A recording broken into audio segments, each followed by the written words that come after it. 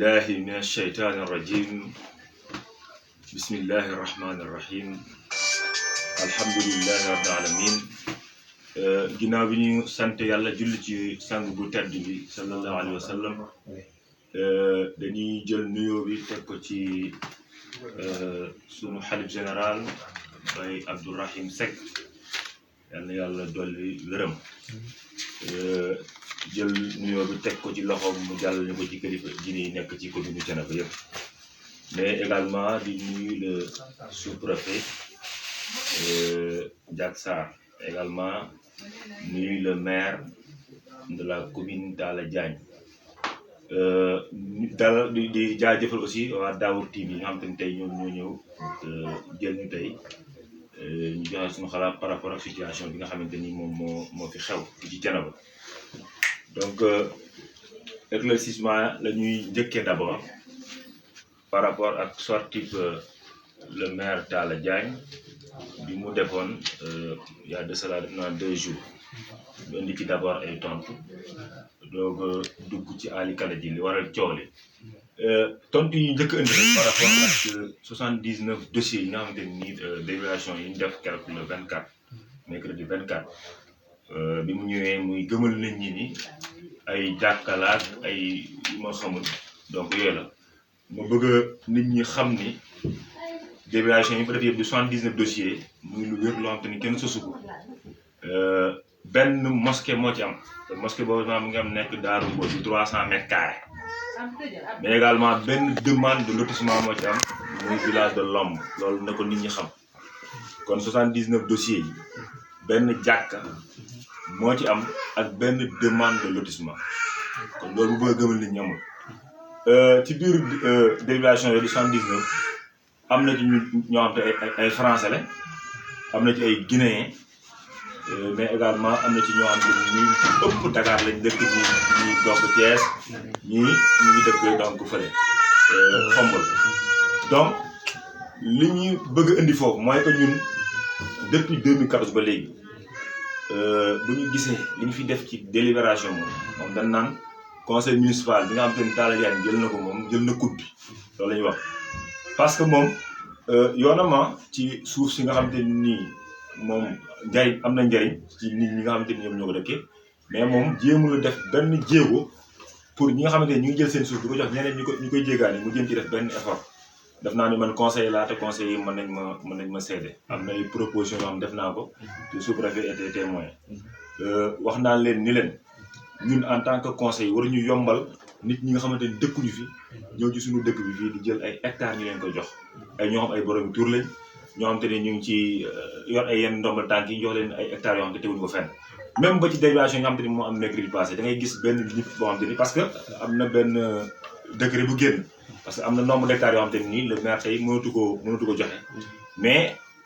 intelligemment la ko defee maanaam dafay jël dagg ko dogat ko day jël benn nit bu naan par exemple monsieur X mu jox ko de 4 hectares 5 hectares 6 hectares diw ko jox noonu la koy def donc loolu nekk loo xam te ne lu ñaaw la te même le sous-préfet nee na lii ngeen def tey jii de bu ngeen ko continuer beneen année yéen moom waxuma Thiénaba mais suuf doot fi des donc loolu lu ko gën a ñaaw amul donc ci bi te moom def naa ne mbiram yépp suuf la moom le maire Talla Diagne moom jéem a la wuti projet pour dëkkam mais daal moom suuf daal lëkkaloo promoteur yi doon naa wax ci benn kii man leen moom baana moom mooy dem gis fee benn waaye bu bëgg dara mu ñëw dox ak moom ci marché ba woon parce que avant may dugg ci deuxième point bi lii ngeen gis nii ma yore ci suma loxo délibération fictive la ne coow lu ci am na daa di ko wax mooy ci zone urbaine bi fa ngay gis ne bu 600 hectares approuvé par le sous-préfet Bamba Fall te lii jaar ci conseil municipal te ñu ngi toog téye ko ni cell ak moom te lii man sax gëm naa ne boo demee bu gëstu amoon da nga ko gis yeneen sax yoo xam te nuyu nii xam nga loolu lu ko gën a garaaw lu ko gën a nekk crime man gisuma ko bu ko weddee bu ko neexee man na ma porter plainte kon loolu donc doyoon na ci ni wan leen ni moom du commune moo ko ñor mais boppam moo ko ñor loolu moom lu leer la et puis le maire Talla Diagne Pape Sylla wax na ko léegi ñun dañoo toll fi nekk ay mbirum xastanteeg ay mbiru politique lii du mbiri politique parce que bu ñu demee tey bay tudd commune Thiénaba tey ñu ni yaa détournement bu fa am détournement boobu dañoo supposé woon mais léegi kenn supposé wul parce que léegi moom lu ñu gàññi kenn du ko jeex muy mbir mu doy waar moo am te nii moo am fii ci commune Thiénaba bi mu amee moom nee na moo woo conseil yi woowul benn conseil dañoo am réunion de conseil la ñu am bi ñu ñëwee ci lay fekk na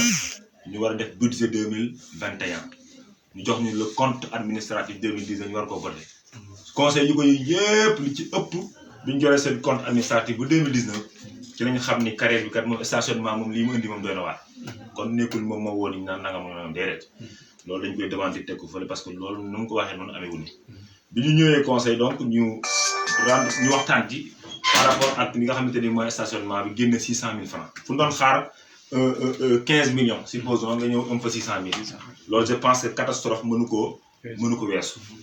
donc bi ñu ñëwee ci loolu noonu ñu former benn même les conseils ñoo proposé parce que loolu conseil bi moom moo ko doon def mais pas le maire conseil bi moo proposé le maire mu former li naan commission d'enquête boobu bi mu demee ci terrain bi wax dëgg yàlla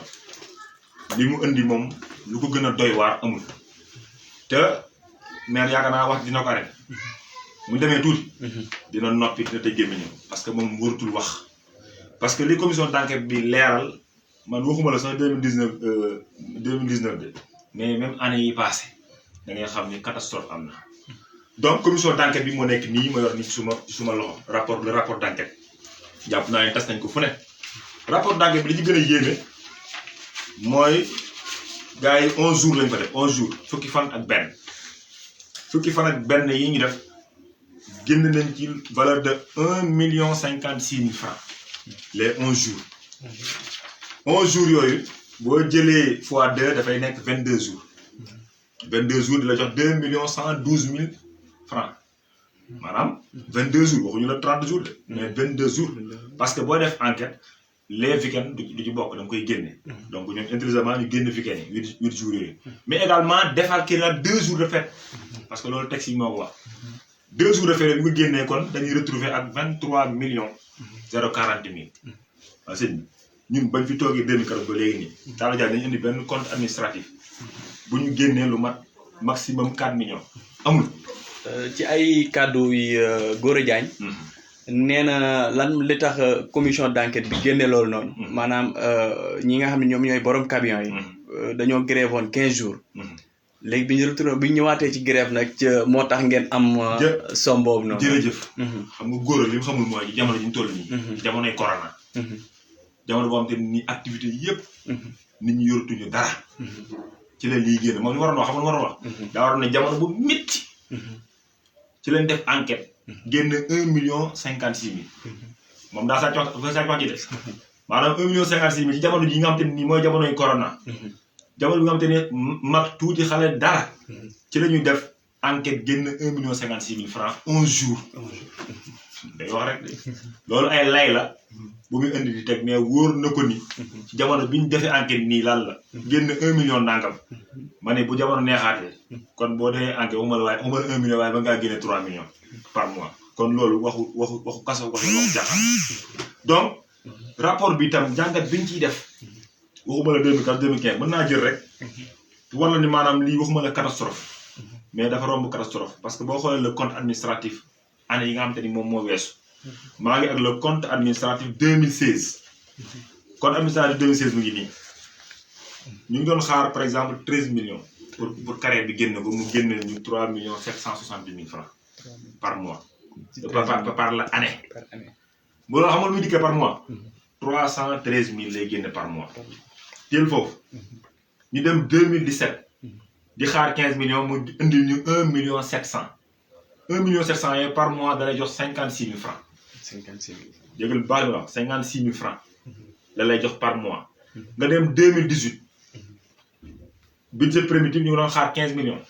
mu ñëw indilaat ñu 2,60 000 par année mois bi war a nekk 68 000 francs par mois ñu dem 2019 maanaam tamit nag moom moo jël coupe bi jackpot bi ñu doon xaar 15 millions mu ñëw indi ñu 600 000 francs waaye mbir moo gis nag dafa am fu muy tàmbalee parce que ñun en tant que conseil municipal yàgg nañu alerter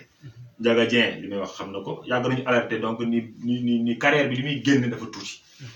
carrière bi moom lekkukaayu gars yi la woon donc li xew nii man lu ko gën a yéeme ak lu ko gën a garaaw man gisuma ko kooku nag bu taxee nag maire pression jàpp ko ba mu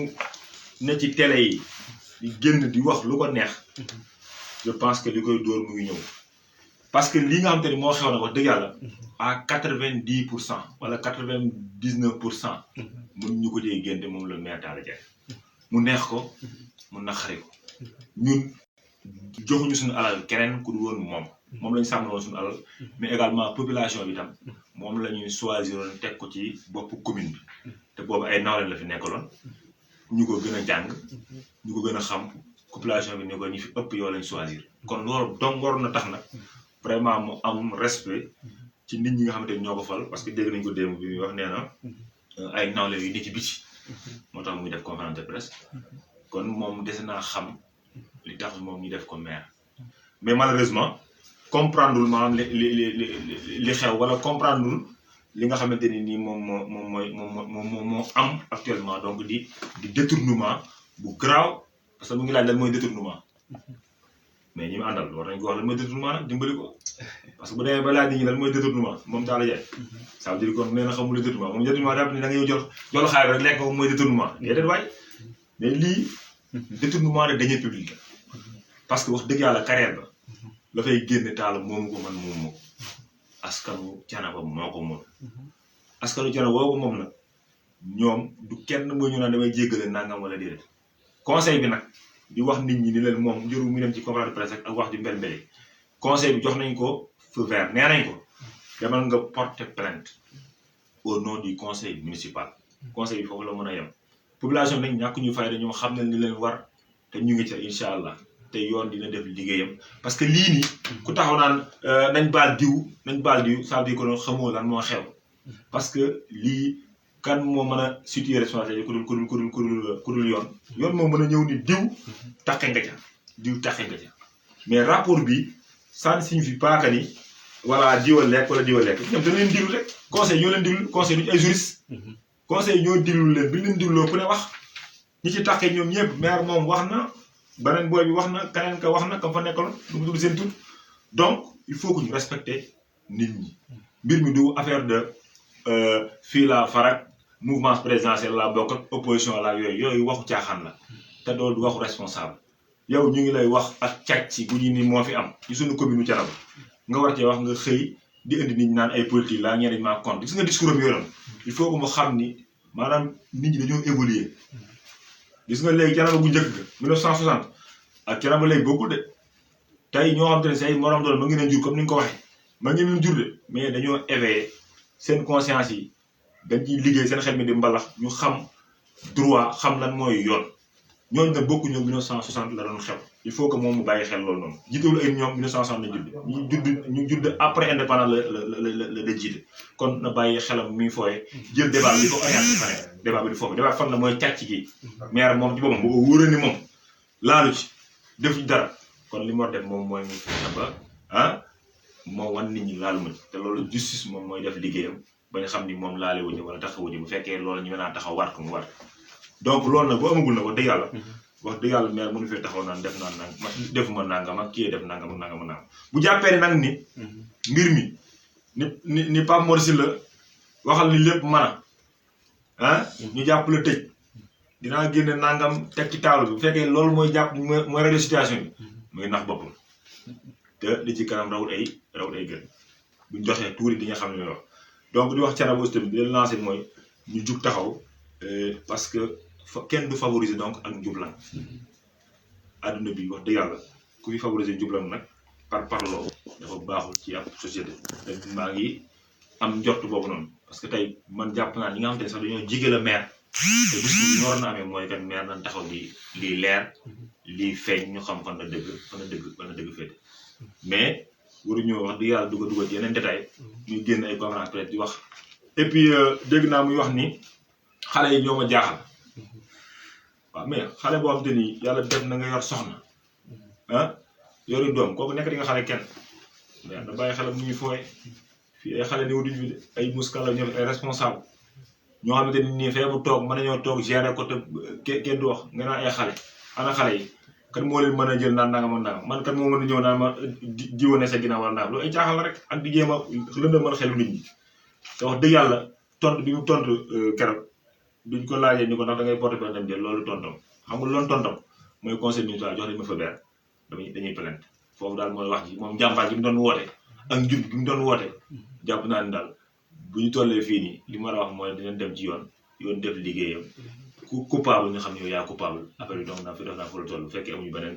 question par rapport ak. ginnaaw bi ñu ko laajee ginnaaw bi mu defee conférence de presse am. laaj nañ ko ni ko ndax da ngay topp yoon. moom nangu ci indi ay leeral. yéen loo leen nar ci loolu noonu sawaat da ngeen koy may temps. délai wala da ngeen koy tontu ci loolu. waaw man de keroog bi ma génnee ci conseil municipal wax naa ko. ni ñun conseil yi de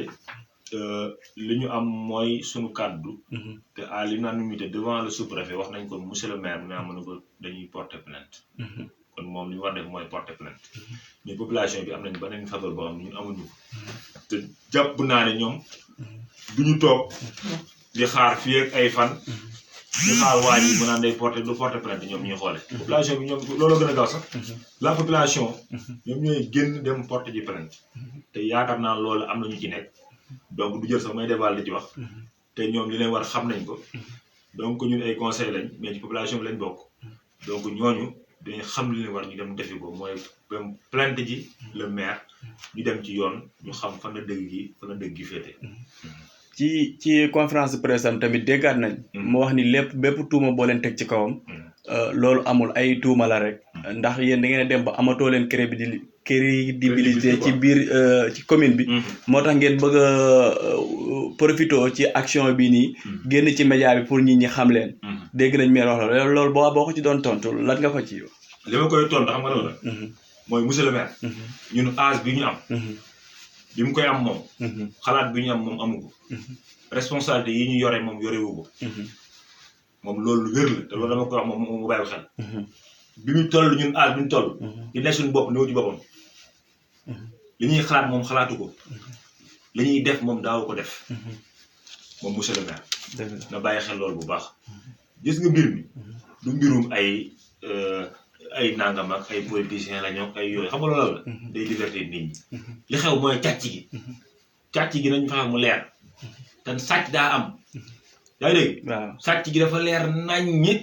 ci bëti nit ñi moom sax sàcc gi da ko leer. kon ci loolu lañu mooy débat bi mais pas ngay def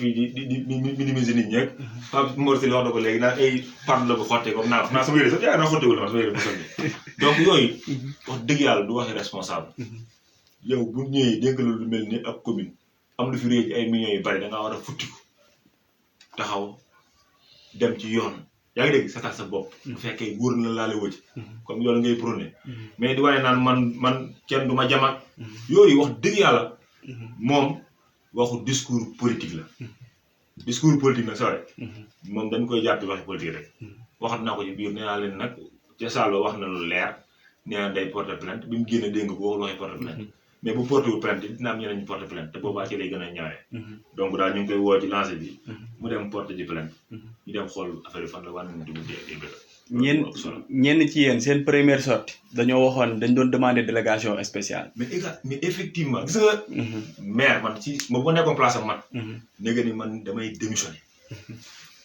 mais loolu mooy responsabilité gis nga ni bu la dénkee ay mbir. nga dem ba lu mel ni am ci crime bu grave nii loo xam te nii bul jàpp ne 2019 la commencé. man supposé naa ne 2014 la commencé. loolu da nga war a démissionné sax yow maire. bu fekkee am nga dara looy wane ni yow tu es digne. da nga war a nga démissionné waroo xaar sax ñu naan nañ dissoudre conseil wala nañ def délégation spéciale. te maa ngi lancé appel. son excellence président Macky Sall. mu jël loxoom dugal ko ci mbirum Thiénaba bi parce que lii bu jàppee ni moom dañuy toog nii mu sedd nii rek wax naa ko ci kanam suuf rek moom maire mu ngi nax boppam. dafa am lu Yonent bi sallallahu alayhi wasallam wax. mooy sa mbokkum jullit. buñ ko tooñee. mu ni na nga ko téye ci loxoom taxawu ko jàppale ko. Yonent bi ni bu sa mbokkum jullit tooñee tam da nga téye ci loxoom taxawu ko jàppale ko. mais foofu looy dégg ci taxaw ak jàppale ko mooy nga téye ci loxoom ni ko da ngaa jum. mais fi ne tey kuy mbokkam mënu ko rox yooyu la ngay teg ne leen si néew ñu dem ci yoon mais xanaa loolu sax moo gën a yomb mu demee ci yoon kay mu wër ko ni moom dara laalewu ci mais taxaw daaga na bar askan mais exeguñ ci wàllu politique ci terrain politique ñoom yàq loo wax rek mu ne nañ dem ci terrain politique politique dafa am heure te bis bu si jotee tam dina ñu war a jàkkaarloo dina jàkkaarloo ñoom mais loo wax mu indi ko ci ay wax politique ñun waxu politique taxu ñëw dañuy public lañ jël sàcc ko ñu bëgg a xam fan la wànnte mujj ak ay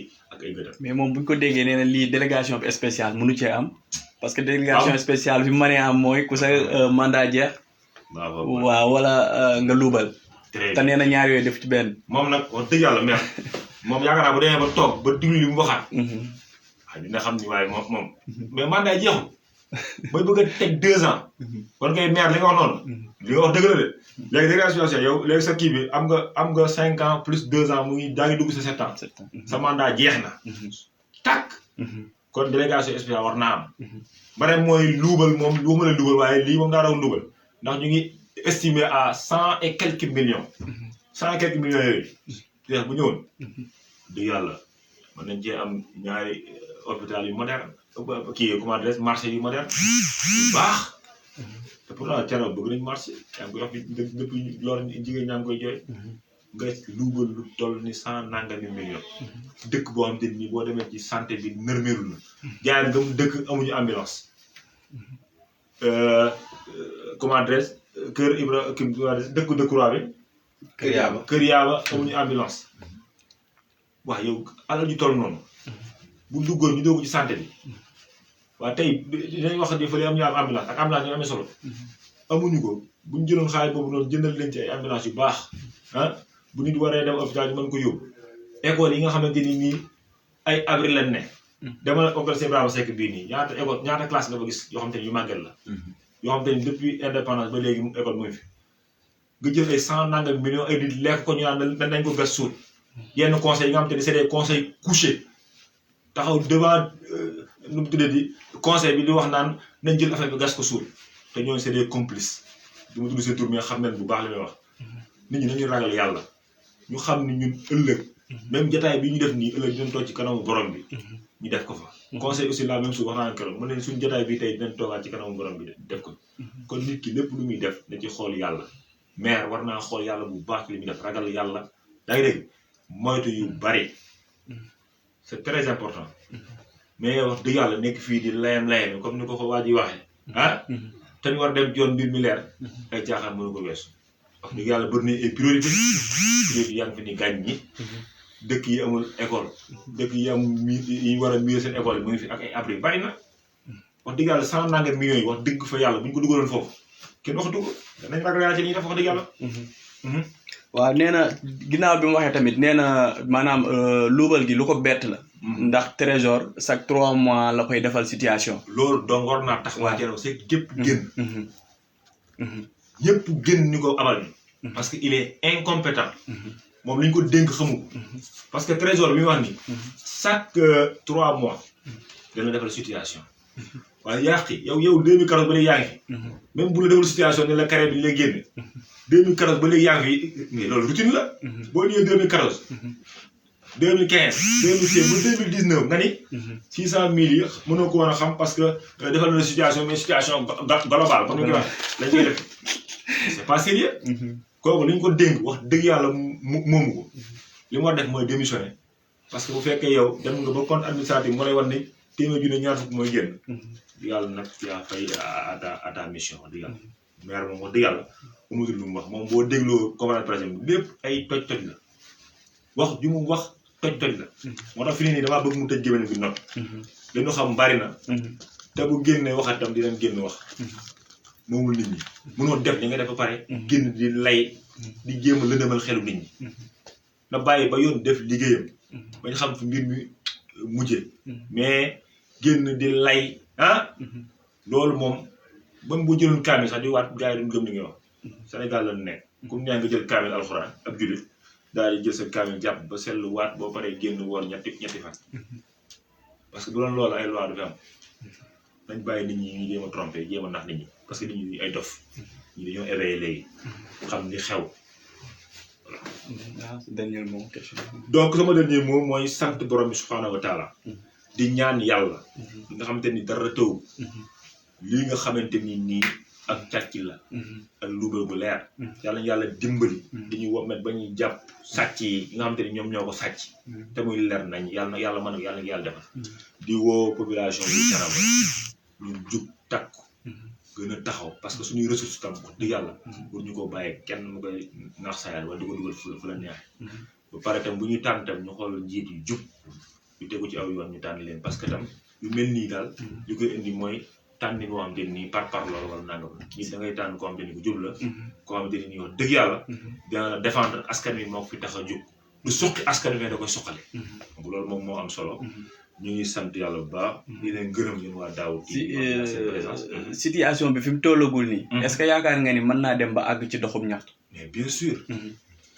damay bañ a dugg fenn di damay bañ a accompagner affaire yi xam nga wax naa sama bureau nee naa la maire bu jàppee ni waaw lii fi xew moog la daan xew maire muy naan boppam de xam nga amoon na lu fi doon xew yu bari ak dossier bu ne boo demoon ci procureur am na ay dossiers yoo xam te nii ala ci ngóor si am na ko fële gars yi jël nii man fii of naa ñëw ne ba fii man entendre ma ci ab dossier ci le pont wu Fandène bii nii nga xam te ni 5 millions la woon ndoxum mbayeen ma 9 millions la woon mbaaru jaayeen ma nga xam te ni ñu ko réalisé yàggul yooyu yëpp c'est des détournements yoo xam am na fii ci commune bi fii bu jàppee ni nag loola xewoon moog lii bokk mu ngi nax boppam de lii maanaam lu ni gàññi la kenn du ko jeex population bi ñu ko bàyyi noonu lu mu jaar lu mu laaj dañ koy def ci kàttanu yàlla ba yàlla may ñu ci ndaw incha allah donc sant nañ leen gërëm ne leen asalaamaaleykum di nuyu aussi waa FER bi nga xam ne ñu ngi doon teewlu en direct di leen sant di leen gërëm di am mbégte ak contentement bu baax a baax ci dalal bi nga xam te ni dalal ngeen ko jërë ngeen merci.